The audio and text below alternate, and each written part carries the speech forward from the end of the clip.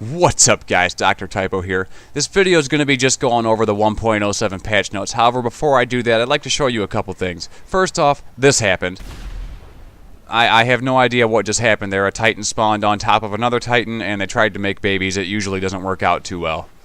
And man, what a weird night it must have been. Because 2 times in a row, in the same lobby, aircraft spawns on top of each other and it just makes my life a living hell. I just summoned this goddamn cargo bob. And now I can't do shit about it because it's upside down and soon will be on fire. You don't have to pay any attention to the gameplay if you don't want to. It's just here so you've got something to look at while I'm reading these patch notes. I think pretty sure I end up losing this game. I think I get a second place. It was a close game though. If I do lose, it's not by much. First and foremost, players can now sell any vehicle that they have purchased from the websites. And there's no timer for it either. You can sell it as often as you want to. However, for vehicles that you pick up on the street, there will still be a timer. Certainly by now you've noticed this, you can now run in your apartment and your garage. That way, being in my apartment and garage I thought before was kind of a pain in the ass because I couldn't run, and I don't know, I just thought it took too long to traverse the place for how big it is. And so now, it's not so much of a hassle. You now have a little bit more incentive on being a good sport. They raised the reward for being a good sport from $1,000 to $2,000. It corrected a couple invisibility issues. For example, every now and then tattoos would disappear on characters in cutscenes, and there was also an issue where players could make their vehicles and passengers invisible. Both of those have been fixed. Sticky bombs can no longer be thrown at the start of GTA races. I wish I'd have known about this. I might have had more incentive to actually go and do a GTA race once or twice. They fixed some issues that players were having while accessing their accounts, corrected some issues with bounties, fixed an issue where grenades could be filled up to maximum during user-generated content GTA races. I don't see why that's really any sort of a problem, but I guess that's a problem. Anytime that you do something that has the word team in it, for example, team deathmatch, team balancing has been improved. Friends and crew members will now be ranked together, and rank is taken into consideration along with the team balancing, which I really don't know why they didn't do that before. I don't understand how a team can be balanced if a rank 100 is paired with a rank 100 while there's 2 level 1s on the other team. I don't know, that just doesn't make much sense to me. They fixed an issue where if you had banked all of your money, you would have been only charged minimal amounts for dying. They went ahead and they changed that, so now no matter how much money you have, you always get charged the the flat fee, unless of course you don't have enough to pay the flat fee. Boy, it'd be nice if it worked like that in real life. Hey, sorry doc, I don't have enough money to get my leg replaced, but you'll replace my leg anyways, and I'll go ahead and just give you $10 for it. People were having issues getting their Karen Futo out of the impound. It could now be recovered normally. There were no more issues with that. They fixed an exploit where players were able to clone tanks. Thank God. It's definitely no fun when you join a lobby and everybody has a tank. Especially everybody who can't afford one anyways. They haven't played the game or even, I guess, glitched long enough to get it. They just have one because it's duplicated. It's a little annoying. They fixed respawns. I don't know if you had noticed this, but any time that you died, it seemed like you respawned awfully close to who your killer was. Definitely in free roam too, and it was almost an inconvenience, I mean, especially if, I don't know, I guess if you aren't exactly on the ball and you respawn, you've got dudes already looking right at you, and even though you do have that couple seconds of God mode there, I mean, if he's hiding behind something, he's hiding behind something. You can't hit the guy. All of the side jobs have had their rewards increased, and that's races, death matches, parachuting, last team standing, and shit like that. All the stuff that's pretty much going to require you to actually be against other players have all had their rewards increased.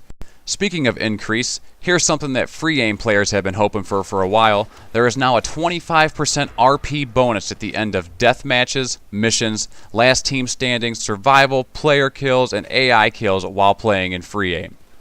So if you're really feeling tough, you go to a free aim lobby and you join a mission, put it on hard, and then while you're playing in the free aim, you're going to end up getting the you're going to end up getting 175% RP out of the missions as compared to the normal 150 you would get while playing just on hard, or 125 while playing just in free aim. Until a race has been published, you will not be able to earn RP in user-generated content races. And this makes sense to me because, I mean, if you could, then you would definitely be able to see a new RP glitch right around the corner. Reduce the chance of being spotted by cops in stolen vehicles. I don't know about you, but I am kind of happy they did this because it seemed like before most cops were dead eyes. Like they could definitely scan the plate on any vehicle you were driving and anyone else driving past them at any given time just with just a little bit of a glance, and they immediately know that you stole the vehicle. Kind of agitating. The improv races can no longer be launched when in certain jobs. No big deal there.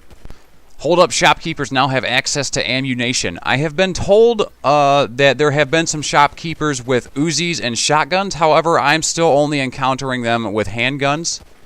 Maybe it's a little bit different for you. However, for me, that's all I found is shopkeepers, you know, with pistols. They changed a lot of the bonus objectives in the death matches due to weapon locking and the user-generated content, so they had to kind of make a couple changes there. You can no longer get weapon rewards, and for example, it's a shotgun in a cop car during locked death matches. So if weapon lock is on, don't expect to get any free guns out of any vehicles. Players who do not participate during survivals can now be flagged as such by other players in the group and removed from the survival. This is something that I'm glad to see. I've actually had a couple survivals where it seems like all I'm doing is, you know, working it alone. Like it'll be me and one other guy, and the other guy is just standing there in spawn until he dies, while I fight off hordes and hordes of enemies all by my lonesome. They added some new awards for the creators, and the awards are things that you'll see, you know, like kill 100 people. You know, I'm pretty sure there's an award for that. There's an award for finding a special crate. I just made a video on that, and you get a special t-shirt for that. If you made something with the content creator, anytime what you made gets a like, you get 1 RP for that. Not too bad. Any non-Rockstar content has no leaderboards. That means there's no best laps, no personal best, nothing like that. And something else people have been asking for a little bit, passive mode is now free. Doesn't cost you a dime to activate or deactivate. And those are the 1.07 patch notes that Rockstar has listed on the website.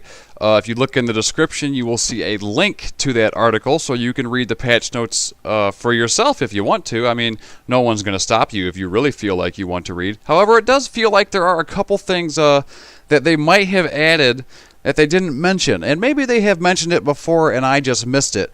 But for example, one of the things that I've noticed is that you will start seeing replayable contact missions right here in this replay screen. It doesn't look like I had any luck after this team deathmatch, but I know when I was playing earlier, there was a couple missions that I seen. High priority case right there. That's one that's definitely a contact mission. Flood in the LS River, that's another contact mission. So you see, there definitely are contact missions now available, and you know, so if you don't want to stop doing contact missions in the midst of or after you finish one, you no longer have to. You can just keep doing them over and over again. I mean, they'll just keep coming up, you know, just like all the other jobs. And if nothing else, this will just help streamline the experience if that's all you want to do is contact missions. Hope you guys liked the video. Don't forget to hit that like button if you do. You can click subscribe as well. I'll love you for that. Take 2 and call me in the morning.